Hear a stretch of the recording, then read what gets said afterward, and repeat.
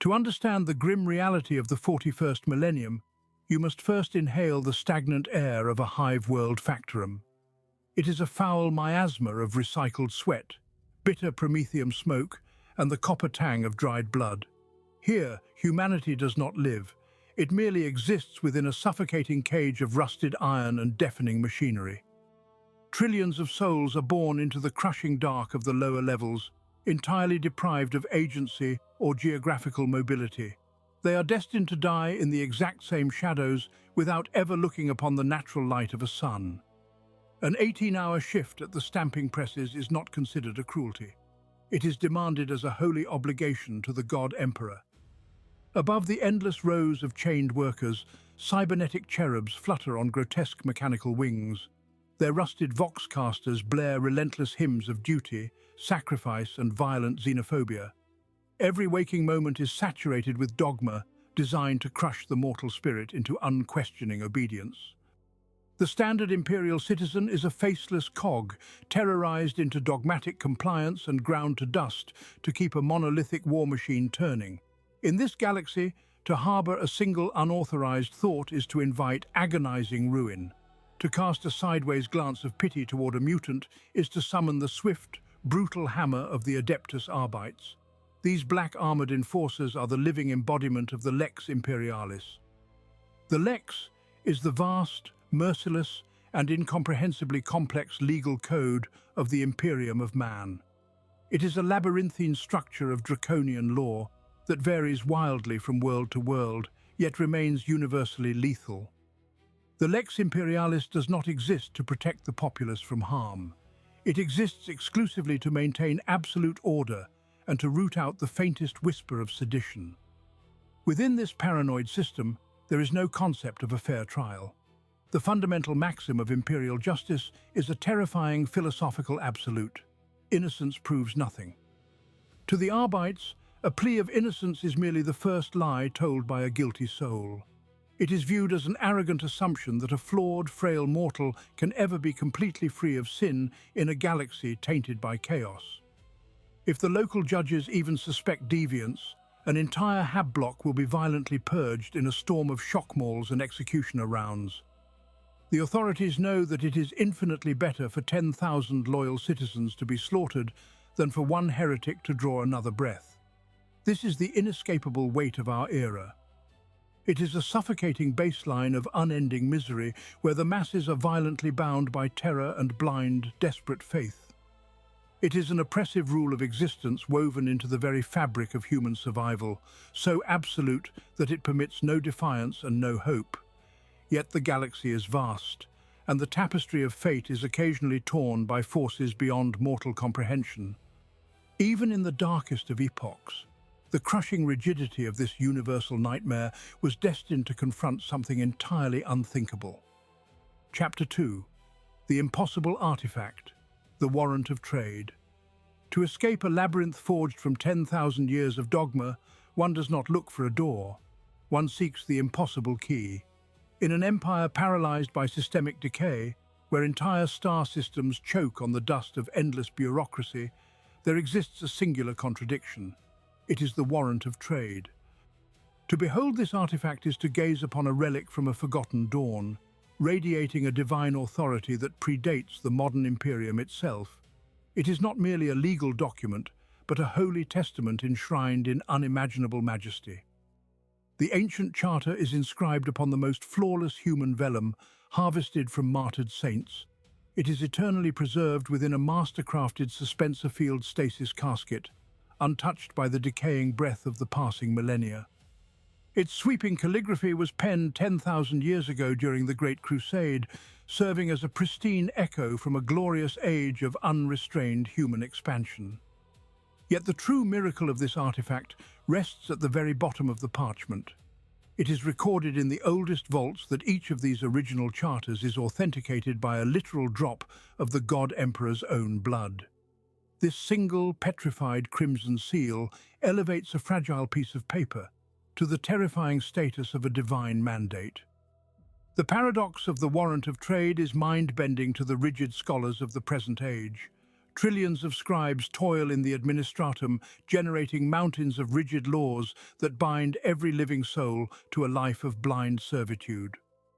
The Imperium is entirely stagnant, trapped in a web of its own endless decrees.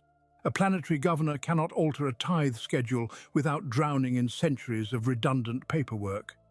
Yet this ancient piece of parchment slices through the Gordian knot of imperial law. It acts as an ultimate skeleton key for a galaxy locked in terror and stagnation. One must understand the vast theological and legal difference between lesser decrees and this specific divine artifact. In the current grim era, the sprawling Adeptus Terra may occasionally issue a standard letter of marque to a prospective rogue trader. Such lesser charters grant a fleet commander the right to explore or conquer, but only within strictly defined sector borders. They remain heavily regulated by the High Lords of Terror and are forever chained to the brutal oversight of the administratum. A standard letter of marque is nothing more than a restrictive leash, a conditional writ that can be swiftly revoked by an uncompromising Inquisitor or a mercurial sector lord. The ancient Warrant of Trade, however, is an entirely different instrument. Because it bears the Emperor's personal seal and literal lifeblood, it shatters all mortal restrictions. It grants an unimaginable authority that answers only to the silent master of the Golden Throne. The bearer of this divine charter does not ask permission from planetary governors, nor do they yield to the demands of naval admirals. This terrifying degree of absolute freedom makes the original Warrant of Trade the most coveted physical object in the Dark Void. Possession of the Emperor's blood signature transforms a mere mortal into an independent sovereign power. To hold the warrant is to hold the weight of empires, stepping boldly toward a threshold of sacred exceptions and untouchable liberties. Chapter 3. Legal Heresy and Imperial Immunity. To comprehend the true weight of the Warrant of Trade is to stare into the abyss of legal heresy. It is a document that shatters the unyielding bedrock of imperial law. By the very nature of their existence, the trillions of souls within the Imperium are bound by the suffocating chains of the Lex Imperialis and the dogmatic strictures of the Adeptus Ministorum. To deviate a fraction of a degree from these sacred mandates is to invite agonizing torture and swift execution. Yet the bearer of the warrant steps effortlessly beyond the reach of the headsman. They are elevated to a terrifying echelon of ultimate autonomy. Imagine the grand hall of a sprawling hive world, where a rigidly pious planetary governor and a battle-scarred judge of the Adeptus Arbites bear witness to the impossible. Before them stands a mortal clad in opulent finery, openly wielding weapons of unsanctioned Xenos design. The rogue trader flaunts blatant techno-heresy, accompanied perhaps by unspeakable Xenos mercenaries. In any other circumstance, 1,000 executioners would descend upon the transgressor. Instead, the governor and the Arbites judge must choke on their dogmatic rage. They are forced to stand aside and grant the Sanctioned Heretic free passage. They are legally paralyzed, stripped of all authority by the ancient, unassailable ink of the Master of Mankind. This is the intoxicating reality of legal heresy. A rogue trader is explicitly permitted to break the most sacrosanct laws of the Imperium, so long as their blasphemies ultimately expand the dominions of the Golden Throne. They barter with abhorrent Xenos species. They traverse forbidden tides of the warp without sanctioned guidance. They claim quarantined worlds as their personal fiefdoms. Such absolute freedom is a bitter poison to the rigid hierarchy of the Imperium. Even the dreaded agents of the Inquisition are forced to tread carefully in their presence. A stern Inquisitor of the Ordos, armed with the authority to burn entire worlds to cinders, will gaze upon the overt heresies of a rogue trader and hesitate.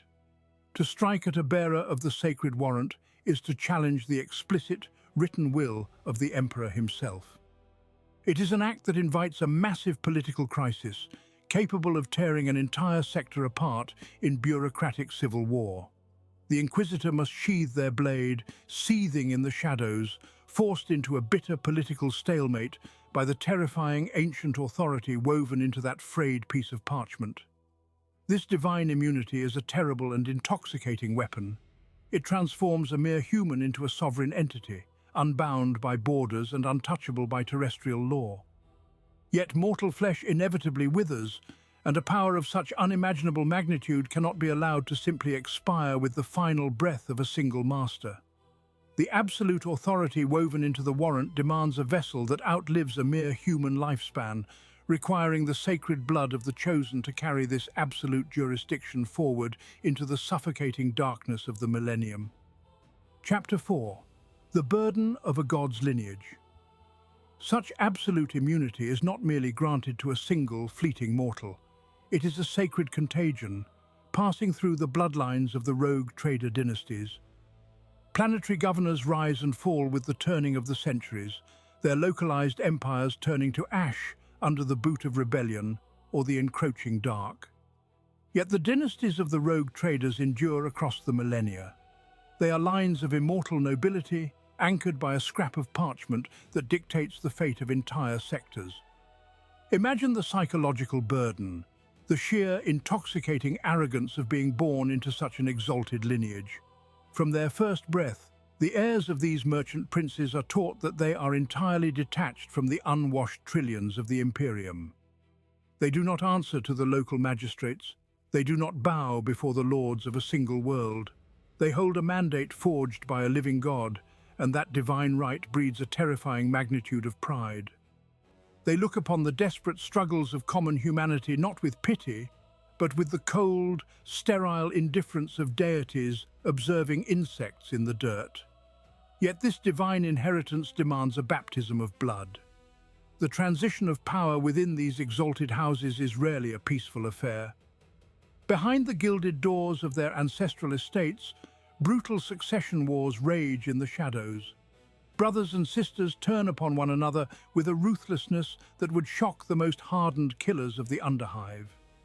Siblings smile across grand banquet tables while slipping exotic, unidentifiable poisons from uncharted death worlds into one another's golden goblets. Assassination is considered a legitimate, even expected, crucible of leadership. To inherit the Warrant of Trade, an heir must prove they possess the predatory cunning to survive the murderous ambitions of their own kin. They will slaughter their entire family just to wrap their blood-stained fingers around that ancient, holy parchment. Those who emerge victorious from this familial slaughter are tempered into beings of pure, calculating will. They claim their rightful place upon thrones of gold and bone. In their own minds, and indeed in the strictures of imperial law, these individuals cease to be mere citizens. They become sovereign entities in their own right. A patriarch or matriarch of a truly ancient dynasty views themselves not as a servant of the Imperium, but as an absolute monarch, equal in status and majesty to the ruling sector lords. They alone carry the light of the Emperor into the terrifying unknown, and they demand the respect owed to an empire unto themselves. But abstract laws, ancient parchments, and inherited arrogance cannot conquer the galactic fringe alone. The vast, crushing emptiness of the void demands a far more tangible manifestation of this absolute power. Flesh and royal blood must eventually give way to adamantium and plasma generation. The true measure of a god's lineage is not merely found in the purity of their violent ascensions, but in the colossal, star-faring cathedrals they use to conquer the dark. Chapter 5, Act 2, Part 2, The Flying Palace of the Sovereign. To comprehend the true weight of a warrant of trade, one must look past the ancient parchment and gaze into the cold void. Here, the legal authority of the dynasty is forged into terrifying physical dominance. The flagship of a rogue trader is not merely a void-faring vessel, but a sovereign nation-state adrift among the stars. It is a multi-kilometer leviathan of adamantium and ceramite, a flying cathedral merged seamlessly with a city-sized war machine. From prow to stern, its heavily armored flanks bristle with devastating lance batteries and grim torpedo tubes, yet its dorsal ridges are crowned with soaring spires, flying buttresses, and monumental statues of long-dead ancestors. To truly understand the nature of this vessel, one must recognize the stark division between the warships of the Imperial Navy and the private armadas of the mercantile lords. a standard Navy cruiser is a monument to austere utility and martial sacrifice. It is a brutal, claustrophobic weapon of war where every square centimetre of decking is dedicated to the grim necessities of survival and slaughter. While the aristocratic admirals may hoard opulence, the vast majority of an Imperial Navy vessel suffers no luxuries, offering its crew only cold steel, recycled air, and the unforgiving discipline of the lash. A rogue trader flagship, by contrast, is an opulent masterpiece dripping with the spoils of generational wealth and unchecked hubris. It is a highly customized palace where absolute vanity and apocalyptic violence are inexorably intertwined. Within its cavernous hull exists a staggering juxtaposition of utter wretchedness and unimaginable splendor. Deep in the sweltering gunnery decks, tens of thousands of press-ganged slaves toil in blinding heat and choking promethium fumes. Entire generations of serfs are born, labor and die in the dark, their broken bodies hauling house-sized macro-cannon shells into the breaches by sheer agonizing muscle power. Their blood stains the iron plates, a necessary lubricant for the endless engine of war. Yet separated from this hellscape by only a few meters of reinforced bulkhead, the reality of the ship transforms into a paradise of aristocratic indulgence. Here lie gilded ballrooms where the gravity is artificially softened for the comfort of dancing courtiers and highborn sycophants. Massive crystal-clear observation domes offer breathtaking, unobstructed views of dying nebulae and burning worlds. Sprawling arboretums maintained by ancient and irreplaceable environmental systems shelter extinct flora salvaged from lush planets consumed by exterminators thousands of years ago. The ship boasts grand menageries filled with exotic beasts, private amphitheaters echoing with the songs of void sirens, and dining halls draped in the woven silk of conquered Xenos breeds. It is a floating testament to unchecked ego, a self-contained realm where the master of the vessel holds the absolute power of life and death over millions of souls.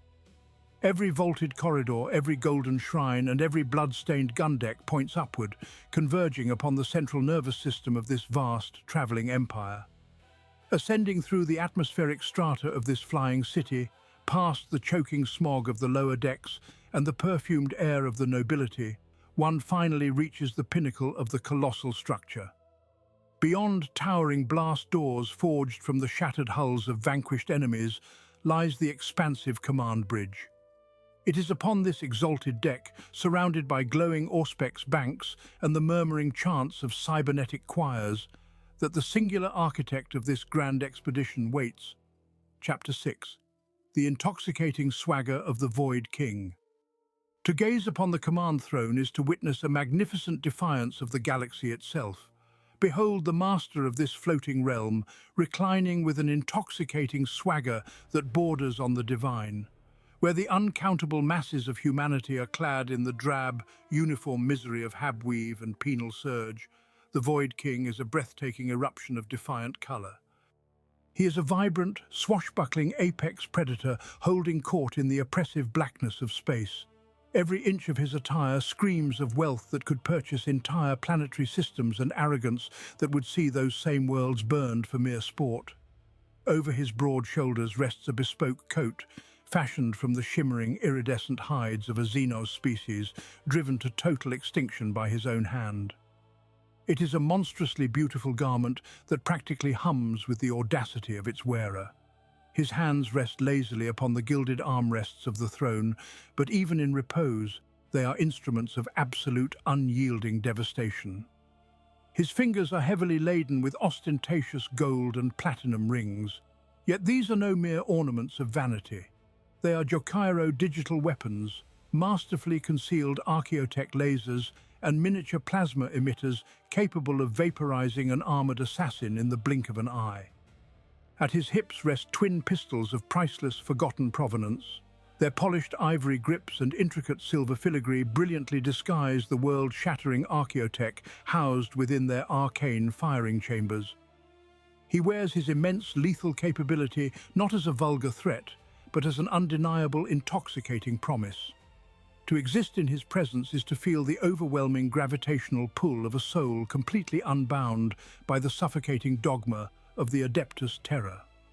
He does not merely survive the grimdark horrors of the treacherous void, he dances through them with a rapier at his side and a wicked, knowing smile upon his scarred lips. The crushing weight of endless imperial tithes, the corpse-starch rations, and the bleak grey monotony of hive city life are but distant, laughable rumours to a being of such magnificent excess. He is the undisputed sovereign of his own destiny, anointed by a sacred warrant of trade signed in the blood of the Emperor that elevates him far above the trivial laws of mortal men. This untouchable status breeds a supreme, almost heretical confidence that radiates from his very core like heat from an unshielded plasma reactor. He commands the Grand Bridge not through brute fear alone, but through the sheer magnetic gravity of his own cultivated mythos. Yet an apex predator of such extravagant and dangerous tastes rarely hunts alone. As the initial awe of his glorious presence begins to settle, one cannot help but notice the strange, shifting shadows gathered at the edges of his grand dais. These are the silent silhouettes of a court as bizarre, terrifying, and unapologetically lethal as the magnificent lord they serve. Chapter 7. A Retinue of the Damned and Divine. Such staggering personal audacity is mirrored only by the nightmares that stand at their shoulder. To gaze upon a Lord Militant of the Astra Militarum is to see a sea of uniformity, a rigid adherence to the sanctioned regiments of the imperial tithe. The Imperium relies upon strict categorization to maintain its sprawling, decaying bureaucracy, sending traditional commanders to war with neatly regimented soldiers who are as predictable as they are replaceable. To gaze upon the inner circle of a rogue trader is to look into a menagerie of the damned and the divine. Their personal armies and immediate retinues are a bizarre tapestry of the galaxy itself, a gathering of deadly specialists that would see any ordinary imperial citizen burned at the stake. Behind the gilded throne of the dynasty stand unsanctioned mutants, twisted colossi of muscle and violence bred in the darkest underhives. These towering brutes of scarred flesh exist outside the strict genetic purity laws of the ecclesiarchy, yet they serve as fanatically loyal bodyguards who would gladly die to protect their patron. Beside them stand sanctioned psychers of terrifying potency, their minds burning with the barely contained fires of the warp. These witches operate unbound by the usual dogmatic restraints of the Scholastica Sicana, serving as living weapons of mass destruction. Yet, it is the inclusion of the Xenos that truly tests the absolute boundaries of imperial tolerance. It is a common, albeit horrifying, sight to find savage, Kroot mercenaries clicking their beaks in the shadows of the command bridge. Deeper within the vessel, one might find hulking orc freebooters laughing gutturally in the lower decks, their volatile loyalty bought with vast and unimaginable wealth. Let us dwell upon the Lex Imperialis for a moment. The laws of the Adeptus Terra are absolute and written in the blood of martyrs. To consort with the mutant is heresy.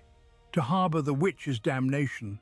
To suffer the Xenos to live is a crime punishable by exterminatus. An ordinary planetary governor caught employing a single Xenos mercenary would face the brutal judgment of the Inquisition, their entire lineage purged in righteous fire.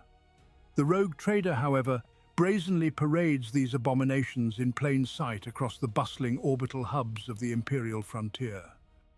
They flaunt their heresy with a cynical smile, wielding their warrant of trade like an impenetrable shield of absolute immunity. Within the sacred parchment of that ancient writ lies a clause of terrifying ambiguity, granting the bearer the divine right to requisition any asset necessary for the survival and expansion of humanity. Through this singular monumental loophole, the rogue trader twists the highest laws of the master of mankind into a personal charter for blasphemy. They bind monsters to their will and call it an act of holy duty. This ragtag band of killers, Xenos and outcasts, forms a private military force entirely outside the jurisdiction of the Administratum. They are beholden to no general and answer to no planetary lord. Their loyalty is forged in the crucible of shared danger, bound by oaths of blood and cemented by a flow of riches that could easily bankrupt entire civilized worlds. With such an unnatural alliance secured within the belly of a void-born fortress, the true threat of the rogue trader begins to manifest. The galaxy turns its fearful gaze to the dark expanse, waiting to see how this sovereign armada will unleash its terrible independent wrath upon the stars. Chapter 8. A King Without a Stationary Kingdom. To command such a diverse and lethal assemblage of souls requires a sovereign who transcends the very concept of geography. The rogue trader is a monarch whose kingdom is measured not in acreage, but in engine thrust and void shield capacitors. They are the ultimate lords of a boundless wandering domain. Planetary governors, sector commanders, and even high lords are chained to their territories, forever vulnerable to siege and reprisal. The rogue trader suffers no such earthly tether. Consider the sheer, terrifying magnitude of a ruler who exists purely in motion.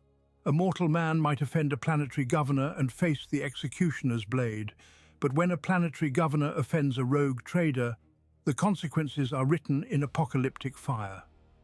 Picture this sovereign of the void, sitting upon a throne of obsidian and gold, perfectly insulated from the grime of the world, spinning below their flagship. In one hand, they cradle a crystal chalice filled with 3,000-year-old amasec, a vintage distilled before the world beneath them was even conquered. In the other hand, they casually flick a signet ring against a polished brass lectern, calmly authorizing the gunnery choirs stationed in the lance batteries. A calculated betrayal, a failure to honor a void pact, or perhaps the harboring of unsanctioned rival syndicates is all it takes to seal a world's fate.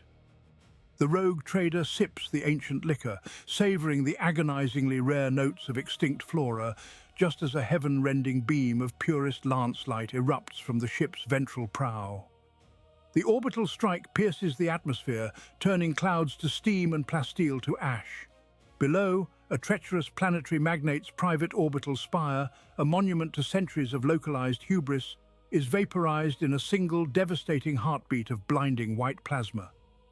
Thousands of courtiers cry out and are silenced before the crystal chalice is even set back down upon the table. The rogue trader does not mourn the burning station, treating the targeted annihilation of the ruler's inner circle as nothing more than a minor administrative dispute, neatly resolved.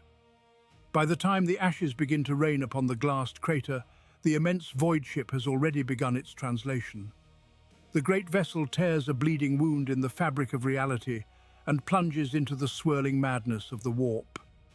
They leave no forwarding address, no garrison to conquer, and no borders for an aggrieved system defense fleet to besiege. They are the ultimate embodiment of transient, unassailable sovereignty. Legally, the sacred Warrant of Trade makes them utterly untouchable by local magistrates. Physically, the sheer power of their warp engines makes them entirely unreachable. There is no counterattack to be plotted against a ghost who commands the firepower of an angry god. Yet this absolute freedom breeds a peculiar, terrifying detachment. When a mortal answers to no terrestrial authority and treats the lives of Imperial citizens as disposable static, the boundaries of orthodoxy inevitably begin to fray. With the laws of the Imperium receding in the wake of their plasma drives, the true danger of their boundless autonomy finally takes hold. For out in the deep dark, far beyond the comforting glow of the Astronomican, there are completely different empires waiting in the starless night. To command billions of human souls is merely the baseline of Imperial authority. For a rogue trader, the true intoxication of the Warrant of Trade lies far beyond the boundaries of our species. Picture a secret chamber, suspended in the freezing void of neutral space. Here sits a gilded mahogany table, polished to a mirrored sheen, resting light years away from the Emperor's guiding light. Across this table sits an entity that the Ministorum commands us to abhor. It is an Eldari Corsair prince, a creature of terrifying, otherworldly grace and ancient malice. The rogue trader reaches forward, lifting a heavy crystal decanter to pour a blood-red vintage into a slender glass. With a steady hand, they offer the wine to the Xenos. In any hive city or core world, this simple gesture of civility would warrant immediate execution by the Ordo Xenos. The fundamental dogma of the Imperium is absolute, in its uncompromising decree to suffer not the Xenos to live. To the teeming billions of humanity, the Eldari are the horrors of the dark, flesh-rending wraiths that strike from the shifting shadows to butcher entire colonies. Yet here, bathed in the dim, golden luminescence of a lawless void station, the monsters are invited to sit and parley. For the rogue trader, this provides an intoxicating psychological high. There is a profound, almost blasphemous thrill in defying the foundational indoctrination of the Imperium. They are engaged in a tense, respectful, yet entirely self-serving game of diplomatic chess, with a being whose intellect has been honed over cruel millennia. Every smile offered across the table is a calculated risk. Every nod is a veiled, terrible threat. The Corsair Prince moves with a fluid, predatory elegance, sipping the amasec while studying the mortal human with ancient, unreadable eyes. They speak in measured, melodic tones, exchanging sophisticated pleasantries that dance lightly over an abyss of mutual hatred. This is a rare summit of absolute equals, a situation nearly unimaginable for any baseline human unaccustomed to looking a superior predator in the eye without a loaded bolter in hand. Neither side holds any pathetic illusions of friendship. The civility displayed across the carved wood is entirely transactional, bound together by the fragile, treacherous truce of immense profit. The rogue trader thrives in this razor-thin margin between damnable heresy and glorious enterprise. They relish the sheer, unadulterated power required to force a nightmare of the void to adopt the manners of the aristocracy. The thrill is not merely in surviving the Xenos encounter, but in mastering the sophisticated dominance of it. But beneath the elegant veneer of high society, beneath the delicate crystal glasses and the velvet chairs, lies the grim reality of their meeting. This golden table is a hidden altar of profane commerce. The diplomatic pleasantries must eventually fade into the cold, unforgiving arithmetic of supply and demand. It is time to look upon the cargo. They must finally negotiate the transfer of items so utterly forbidden that their mere existence could condemn an entire world to the ash. Chapter 10. The Mechanics of Treasonous Trade. The diplomatic pleasantries dissolve into the grim, calculating mathematics of treason.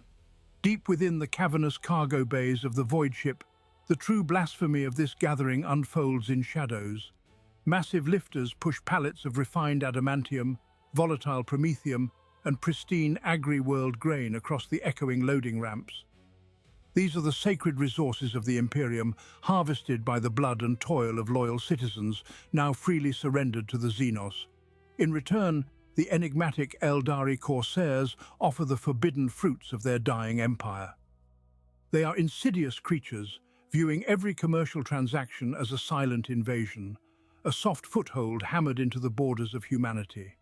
The rogue trader, blinded by the glare of untold profit, eagerly exploits what they perceive as Xenos naivete.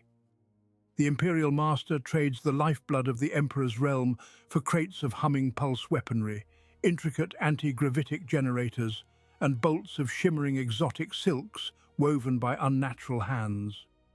This unholy exchange is the beating heart of the cold trade.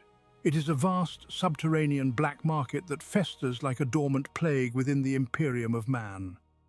Across 1,000,000 segregated worlds, corrupt planetary governors and decadent spire nobles harbor an insatiable hunger for the forbidden.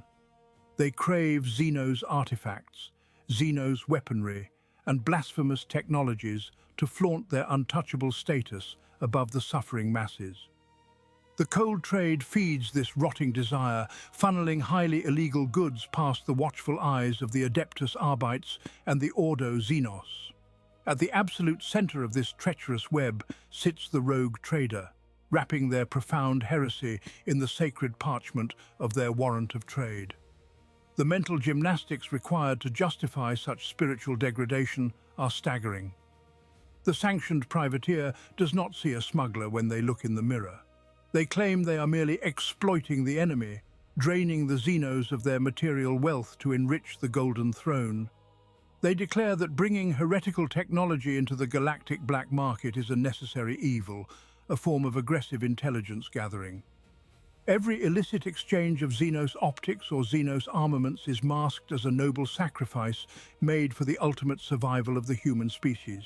They tell themselves they are bleeding the Xenos dry, subverting the tools of the Xenos to serve the Emperor.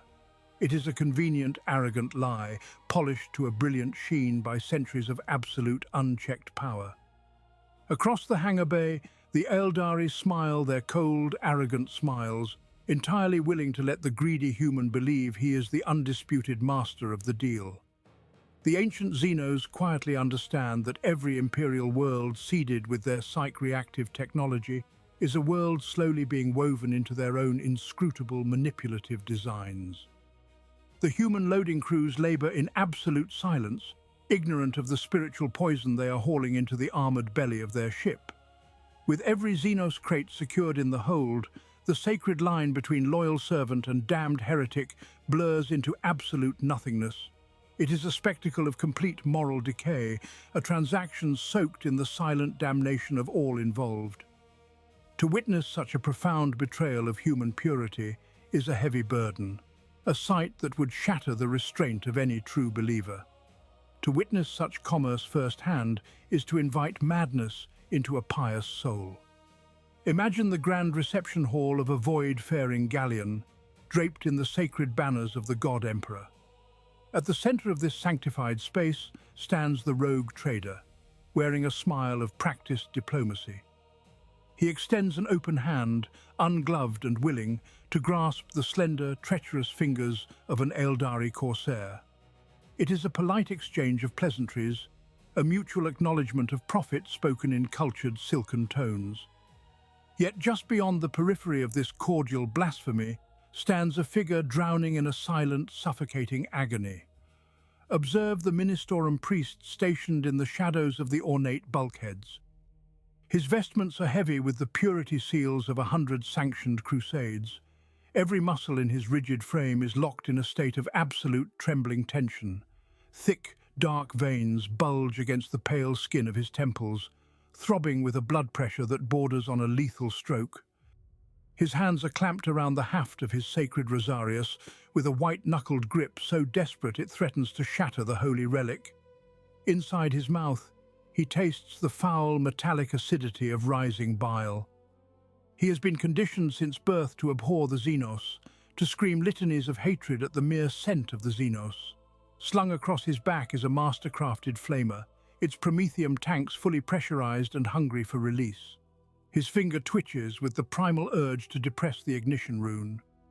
He desires nothing more than to bathe the smirking Xenos and the smiling merchant prince in a cleansing tide of holy fire. Yet he is paralyzed. He is rendered utterly impotent by the invisible, impenetrable shield of the Lex Imperialis. Hanging above the negotiation table is the Warrant of Trade, a scroll of ancient parchment bearing a drop of blood from the master of mankind himself. That sacred document mandates this heresy. It sanctions the unsanctionable. To ignite his weapon would be to commit treason against the very throne he serves. He is trapped in a masterclass of legally enforced blasphemy. The zealot can only watch, his soul tearing itself apart, as crates of forbidden psych bone and Xenos weaponry are formally transferred into the cargo hold. He must swallow his holy rage and bow his head to the undeniable authority of the warrant. He knows that complaining to the Inquisition will yield no salvation here. The Ordos themselves must respect the ancient rights bestowed upon the dynasty. The Xenos walks away rich with Imperial tithe wealth, while the rogue trader secures the illicit resources necessary for a far grander design. This grotesque accumulation of forbidden capital is not merely for the sake of hoarding profane gold. The zealous priest watches the cargo locked away, knowing this tainted wealth will be the very fuel that propels the dynasty outward. Every illicit transaction, every shattered dogma, is carefully calculated to bankroll the true burden of the rogue trader. They must chart the terrifying unknown reaches of the void, purchasing the survival of the Imperium with the very sins its religion forbids. Chapter 12. Laundering the Forbidden. The transaction in the shadows is merely the genesis of a far grander corruption. Once the airlocks seal and the warp drives ignite, the profane harvest begins its journey toward the beating heart of the Imperium.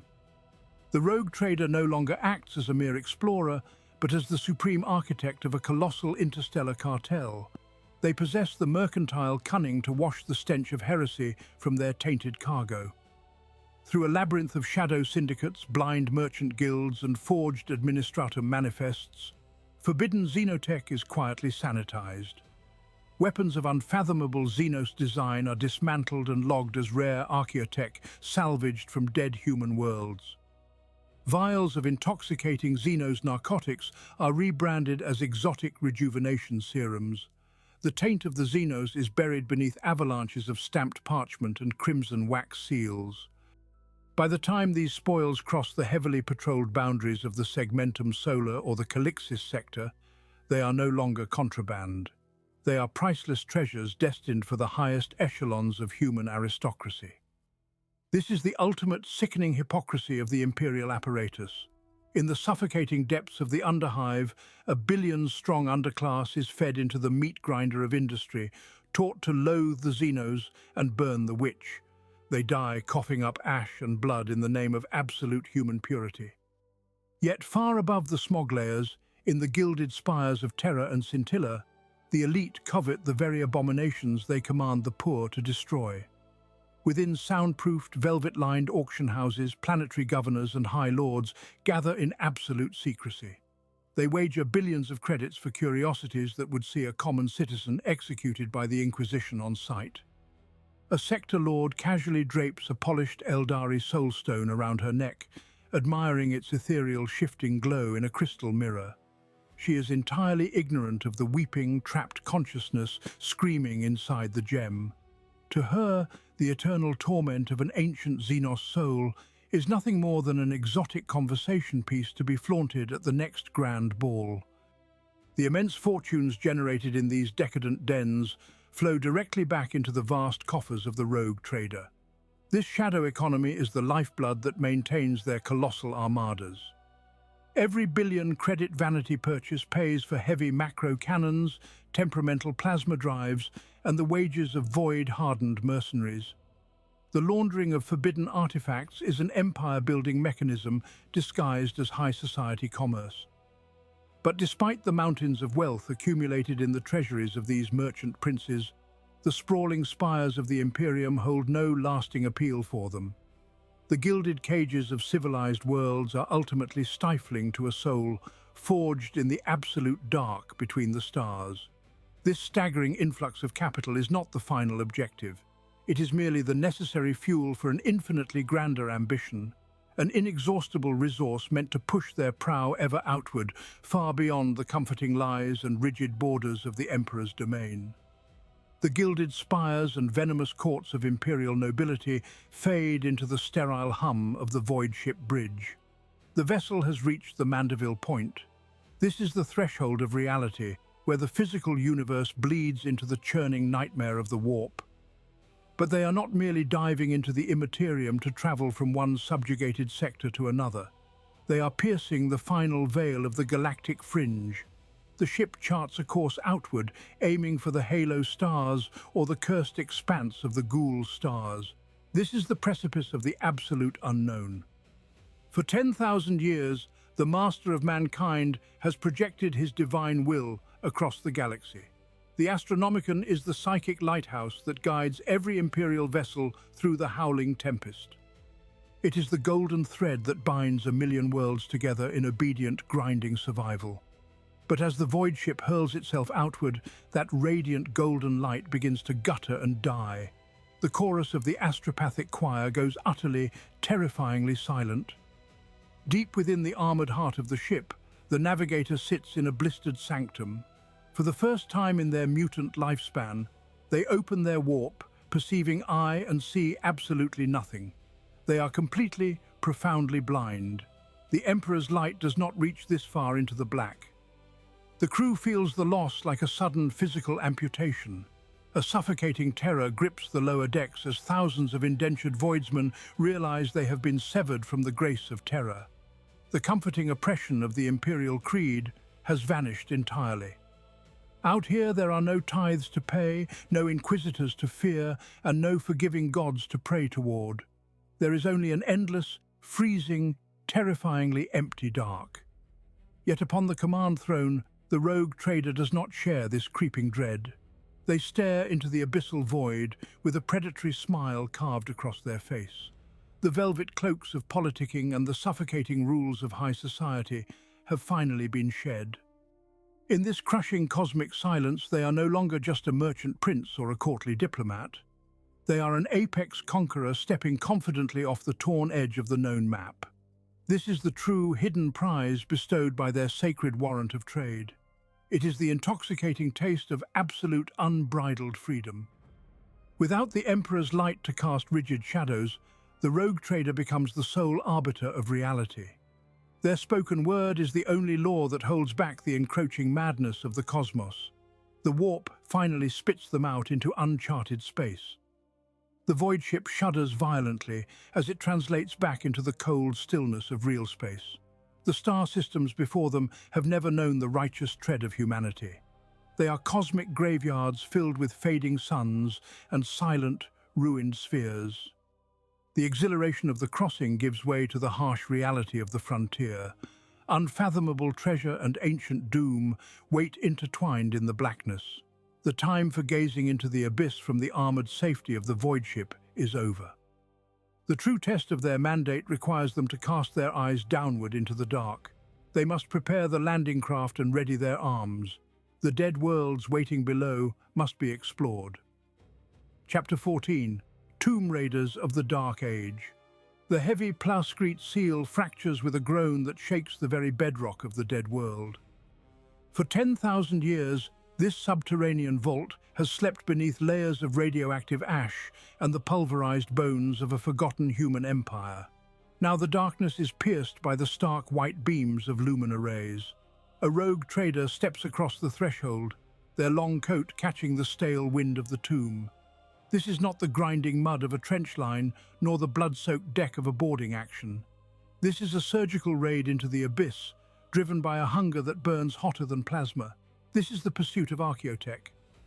Trailing behind the rogue trader is an exotic retinue that would make an Inquisitor reach for their bolter. A twitching tech priest extends mechadendrites to sample the stagnant air. A towering Xenos mercenary sweeps the shadows with weapons of forbidden make. A silent death cult assassin clings to the vault walls, seeking unseen threats. Together they descend the Cyclopean stairs into a grand mausoleum of the dark age of technology. Every step is a calculated gamble against oblivion. The ancients did not leave their miracles unguarded. Without warning, the stone corridor hums with lethal intent. Monomolecular tripwires snap taut across the pathway, capable of slicing through power armor like damp parchment. Automated defense turrets, waking from millennia of slumber, pivot on rusted mounts and unleash searing volleys of coherent light. The retinue scatters with practiced grace. The rogue trader dives beneath a scything beam, drawing a master-crafted hand cannon to shatter a crystalline sensor relay. It is a high-stakes dance with death, fueled by adrenaline and the promise of unimaginable wealth. They bypass gravity snares that would crush a lesser mortal to paste. They decipher encryption algorithms that have driven ordinary minds to madness. Then they reach the sanctum. The heavy adamantium doors are forced apart, revealing the ultimate prize. Dust motes dance in the cold illumination of a stasis field that has endured since the age of myth. Suspended within is a miraculous artifact, thrumming with the boundless genius of the lost golden era of mankind. It is a relic of priceless value, an instrument of supreme power that could buy a fleet of warships or purchase a sprawling subsector. The rogue trader smiles, the reflection of ancient technology gleaming in their eyes. Yet this singular treasure is merely the crown jewel of a much larger conquest. Beyond these vault walls lies a virgin frontier, rich with unexploited resources and dormant secrets waiting to be plundered. The artifact in their hands is the key to unlocking the true potential of this forbidden sphere. With the tomb broken and the automated guardians cast into silence, the expedition turns their gaze upward to the desolate surface. Chapter 15. Planting the Dynasty's Flag. To plunder the forgotten vaults of dead civilizations is merely a prelude to a far greater theft. True immortality in this unforgiving galaxy is born not from the hoarding of fractured relics, but from the subjugation of the very stars themselves. Behold the descent of the gilded macro-lander as it violently breaches the atmosphere of a virgin, unmapped world. The assault ramp lowers, crushing the pristine silence of a sky untouched by human industry since the dawn of creation. The rogue trader steps forth from the pressurized cabin, draped in the pelts of extinct apex predators and woven void silk. His heavy boot descends upon untrodden soil, crushing Xenos flora beneath the merciless weight of an adamantine heel. This is the absolute zenith of mortal achievement. He is no longer merely a merchant prince or a void-born explorer. In this singular, intoxicating moment, he transcends the miserable boundaries of ordinary men and plays at being a god. Servitors drag forward the colossal standard of his lineage. With a ceremonial gravhammer gripped in his mechanized gauntlet, the rogue trader drives the great wrought iron and adamantine crest of his dynasty deep into the virgin earth. The concussive blow rings out like a thunderclap across the silent plains, scattering flocks of nameless avian beasts. With that single violent act of penetration, an entire planetary body is chained to his bloodline. He speaks a decree that echoes through the voxcasters of his waiting orbital fleet, formally stripping away whatever primitive or celestial designation this sphere once held. He names the planet after himself, etching his own supreme ego into the star charts of the Administratum forever. It is the ultimate, unapologetic manifestation of manifest destiny. The grand proclamation is always meticulously cloaked in the sacred, suffocating rhetoric of the Adeptus Ministorum. He declares to the empty void that he claims this untamed territory in the holy name of the immortal God, Emperor of mankind. Yet every soul standing upon that pristine soil understands the breathtaking scale of this legal fiction. The master of mankind sits immobilized upon the golden throne, tens of thousands of light years away across a churning sea of warp-born madness. The Emperor's laws do not reach this far into the black. The Adeptus Arbites cannot patrol these Xenos skies, and the Inquisition has no fortresses upon these unmapped continents. Here, at the ragged, bleeding edge of the galactic abyss, the rogue trader is the absolute, undisputed sovereign. He is the law, the judge, and the architect of reality itself. He has carved out a sprawling personal fiefdom where he will act as an unaccountable god-king to whatever wretched colonies he eventually chooses to plant in the dirt. The sheer, intoxicating magnitude of such unbridled power defies rational human comprehension.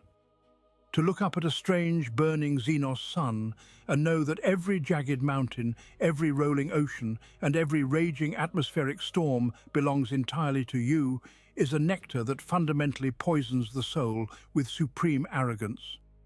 The dynasty has planted its flag upon the very precipice of eternity, claiming a grand victory over the indifferent cosmos. The rogue trader gazes out across a boundless, unspoiled domain, utterly convinced that his glorious reign will outlast the dying stars, entirely blind to the ancient and terrible shadows that have already begun to stir beneath his feet. Chapter 16. The Cartographer's Hubris. The dust of a conquered world eventually settles, but the echo of its subjugation resonates far above in the silent vault of the flagship. Here, in the absolute seclusion of the private sanctum, the true prize of the sacred Warrant of Trade is fully realized. It is not the extraction of planetary tithes or the forced genuflection of defeated Xenos kings. It is the blank chart. The rogue trader stands alone before a grand holographic projection of the uncharted void, an immense canvas of unbroken black pierced only by the cold, indifferent light of nameless stars. To look upon an empty sector map in the grim darkness of the 41st millennium is to gaze directly into the abyss of oblivion. Yet where the common mind perceives only the paralyzing terror of the vast unknown, the rogue trader sees a kingdom waiting to be born from the shadows. They raise a singular stylus of gold and ivory, an instrument of creation wielded with the casual arrogance of a living god. With a single sweeping motion of their hand, they paint a new imperial trade route into existence. A mere flick of the wrist redefines the very borders of the Emperor's domain. They are connecting dead suns, binding forgotten nebulae in webs of projected commerce, and arrogantly naming the primordial darkness after themselves. This is a cruel galaxy that crushes trillions under the uncaring gears of eternal war, a merciless universe where entire generations are bred merely to bleed out on muddy coordinates they cannot even comprehend. The ordinary human is forever bound to the map, a microscopic speck of flesh destined to die violently on a fixed point of horror. But the rogue trader is the master cartographer. They possess the singular, intoxicating agency to erase the boundaries of the known universe and dictate the shape of reality itself. It is a psychological high that no exotic narcotic in the Coronis expanse could ever hope to replicate. To look out at a relentlessly hostile cosmos, teeming with ancient malice and unfathomable horrors, and simply decide that it rightfully belongs to you, requires a profound and beautiful delusion. They are utterly drunk on the intoxicating vintage of their own expanding legend. In this dimly lit observation chamber, surrounded by the glowing amber lines of their own boundless ambition, they are absolutely and terrifyingly free. There is no Inquisition lurking in the shadows to second-guess their sovereign decrees, no sprawling administratum to stall their grand ambition with endless parchment, no planetary governors to dispute their absolute authority. They are the solitary architect of a private empire, weaving golden threads of destiny and conquest across a terrifying tapestry of absolute black. But the art of cartography is an inherently solitary endeavor. The higher this golden pedestal of absolute freedom is built, the further it removes the architect from the warm, collective mass of mortal humanity. They stand at the absolute zenith of mortal agency, untouchable and supreme, staring deep into the endless blank spaces of their custom map. And in that profound, echoing silence of total isolation, the suffocating darkness between the newly drawn stars begins to stare back.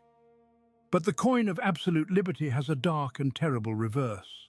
This is the ultimate paradox of the Warrant of Trade. To be unfettered from the suffocating grasp of the Adeptus Terra is to be equally severed from its mighty aegis.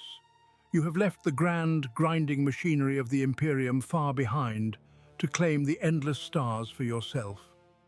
Yet that very machinery, oppressive and cruel as it may be, is the only thing standing between humanity and its utter annihilation.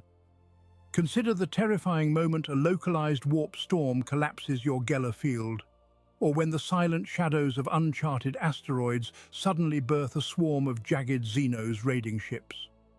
Red klaxons howl across the grand vaulted bridge of your flagship.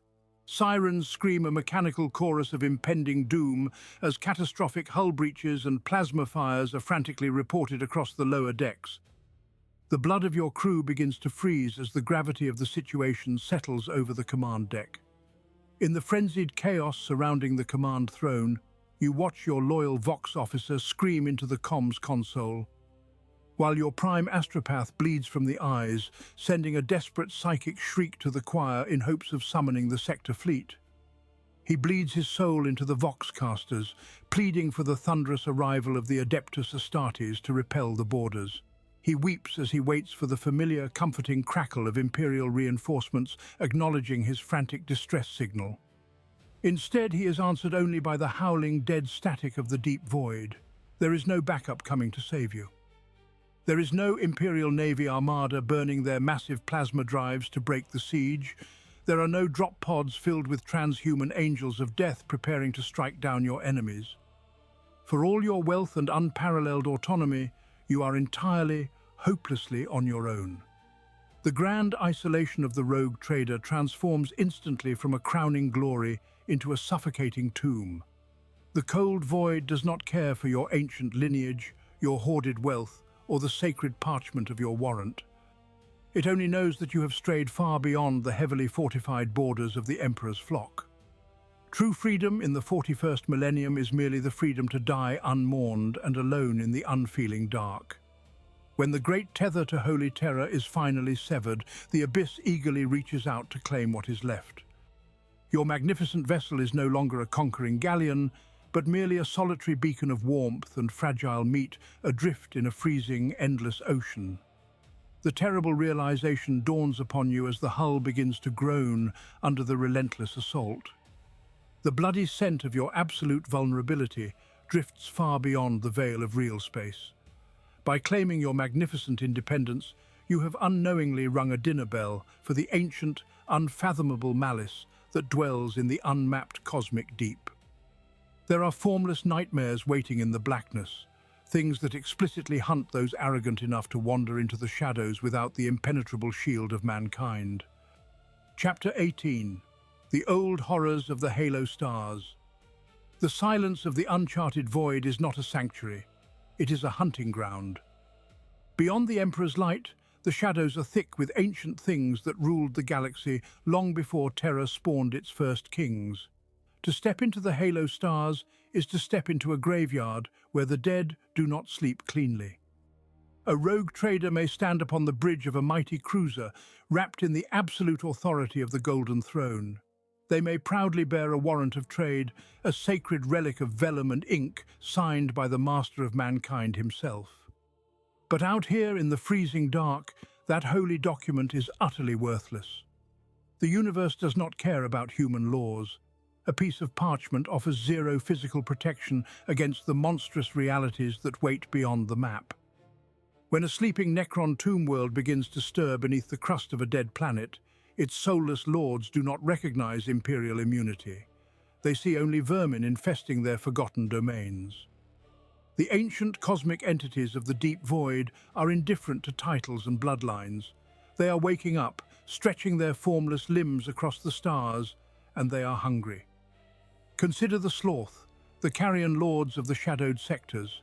These abhorrent intelligences, colonies of squirming, necrotic maggots wrapped in ragged cloaks, do not negotiate. They drift through the black, harvesting lone exploratory fleets, consuming the crew alive to steal their memories and their flesh. They are a quiet, creeping death that no barrage of macro cannons can easily scrub from the galaxy. Even the treasures of the Halo Stars are poisoned with the malice of dead epochs. A careless dynast might uncover a Halo device, an Xenos artifact promising ultimate vitality and eternal life. They will graft the metallic beetle to their chest, dreaming of ruling their dynasty forever. Instead, the device rewrites their genetic code, twisting their mind and body until they are reborn as an immortal, monstrous cannibal. The rogue trader becomes the very horror they sought to conquer, doomed to prowl the lower decks of their own void ship in a desperate search for human meat. There are nameless, incomprehensible entities lurking in the nebulas, beings whose mere presence fractures the fragile human psyche into screaming shards. The dark is thick with predatory Xenos and eldritch abominations that view a grand Imperial cruiser not as a trespasser, but as a feast delivered to their maw. There are no reinforcements to call upon when the true denizens of the Halo Stars break through the hull. To face these primordial nightmares without the infinite armies of the Astra Militarum at your back is a terrifying prospect. Every victory out here is bought in the currency of shattered minds and ruined bodies. Surviving the unspeakable cosmic horrors of the frontier demands a terrible toll. Chapter 19. The Price of Independence. The warp engines scream their final agonizing protests before falling into a deathly silence. The cosmic terrors have been left behind, but they have taken an apocalyptic tithe in both flesh and steel.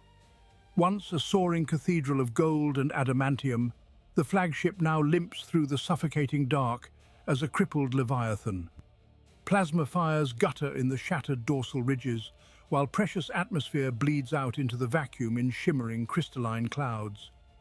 The flamboyant swagger of the deep void pioneer has been utterly extinguished. In its place remains only the grim, shivering reality of a vessel pushed to the absolute breaking point of physical endurance. Down in the labyrinthine bowels of the ship, the true cost of this independence is being tallied by the hour. The massive cargo airlocks cycle with a heavy, mournful rhythm. thousands of void-frozen corpses are unceremoniously jettisoned into the uncaring abyss. These were the lower decks press-gangers, the engine slaves, the rating clans who lived and died without ever seeing the light of a true sun. Their pale bodies form a macabre trail of frozen statues, a silent procession of the damned drifting endlessly through the interstellar night. Each discarded corpse is a testament to the brutal mathematics of survival in the halo stars. High above the slaughter, on the shattered command bridge, the rogue trader watches the casualty reports scroll across cracked, blood-stained data slates. They have survived the nightmare, but not through any divine providence or noble heroism. They draw breath solely because of their ruthless wits, their staggering wealth, and the sheer, obstinate durability of their vessel's ancient archaeotech.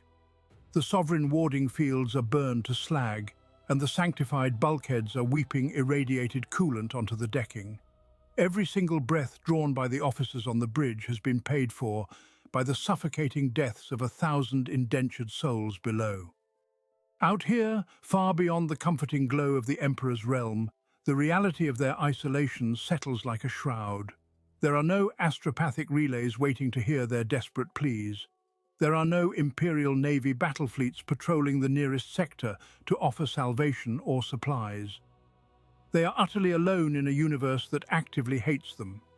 The freedom to chart the unknown is revealed as a poisoned chalice, a privilege that demands a constant, unrelenting sacrifice of human blood.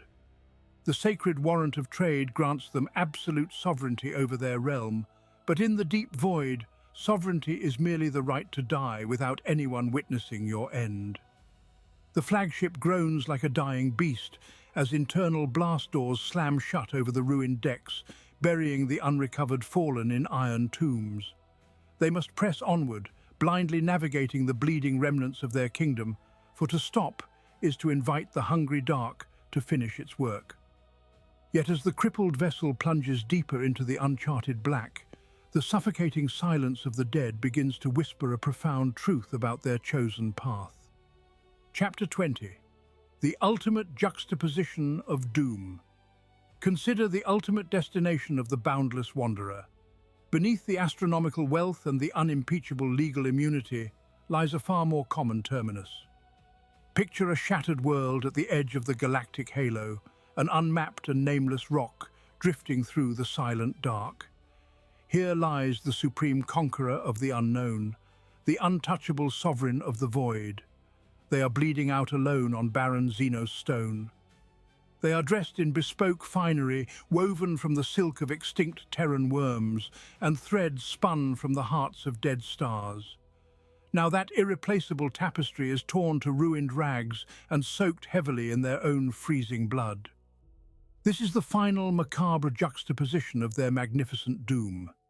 They possess accumulated riches that could purchase entire planetary systems, yet they cannot buy a single breath of warm air. They hold absolute authority granted by the master of mankind himself, yet there is no living soul left to hear their final command. In the very beginning of their journey, they fled the suffocating embrace of the Imperium. They rejected the claustrophobic crush of the hive cities, the ceaseless drudgery of the manufactorum, and the dogmatic misery enforced by the Adeptus Ministorum.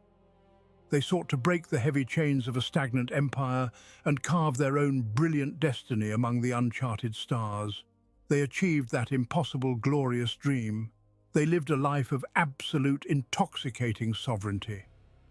Yet the cruelest irony of the cosmos is that escaping the oppressive gaze of humanity merely guarantees a demise completely beyond its memory. In the infinite leagues of empty space, there are no mourners to weep. There are no dutiful scribes to record their final heroic deeds for the great archives. There are no monumental statues raised in their honor across the plazas of holy terror. There is only the creeping, inexorable cold and the eternally indifferent silence of the absolute void. To walk away from the crushing weight of the Imperium is to surrender the meager safety of the flock. The unforgiving galaxy does not care for human ambition. The ravenous universe does not respect ancient parchment sealed in holy wax. The rogue trader dies exactly as they lived, standing entirely disconnected from the vast machinery of mankind. This is the profound, haunting tragedy secretly woven into the margins of every warrant of trade. In the grim darkness of the 41st millennium, true freedom is nothing more than an arrogant dance on the razor's edge of annihilation. It is a beautiful, blinding spark that openly defies the encroaching shadows just before being swallowed whole by the abyss. To cast off the heavy shackles of the Emperor's realm is to willingly accept the ultimate crushing isolation. To be truly free is to be entirely alone. And in the end, the waiting dark always claims its due.